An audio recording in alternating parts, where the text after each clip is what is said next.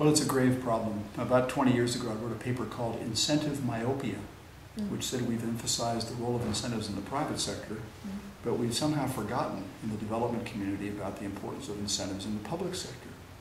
And when I say incentives, it's not just pay levels, it's the incentives at the margin for good and bad behavior. So if penalties are weak for bad behavior, such as all you do after stealing $1 million is lose your job, and if promotions are based on seniority and there's not enough real pay there to live a good life at, you're just inviting, in fact, one economist has called it capitulation wages. You're forcing people to capitulate to bribery. That said, the most corrupt people in the poor countries are not poor people, they're rich people. And so merely having more money does not by any means guarantee probity. And the secret of the Singapore combination was excellent pay with levels of scrutiny and oversight and burden of proof that would astonish some of the more liberal Western countries.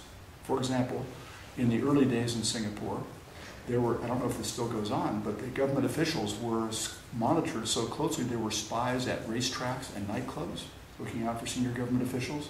If you purchased a motor car, this was reported to the relevant officials in the CPIB, so that lifestyles were checked, behavior was scrutinized, and therefore you had negative reinforcement of bad behavior at the same time that you had such a large pay that nobody wanted to lose that job.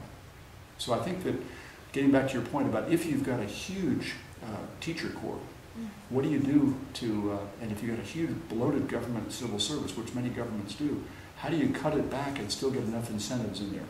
My strategy is look for the top 150 officials and make sure they're very well paid, but that's quite elitist. And you've got to have a lot of political space and willpower to be able to jam that through, particularly in times of crisis. But you've got to have those very technically important jobs with big multiplier effects in the economy.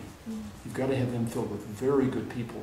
And unfortunately, many governments pay so poorly, they end up with low-level talent, which has two consequences. One is possible corruption, but the other is tremendous inefficiency in extremely important agencies, such as your credit, your property rights, and your banking system and your justice system. If you've got a lot of idiots there all the way through, it's just a tremendous break on your country.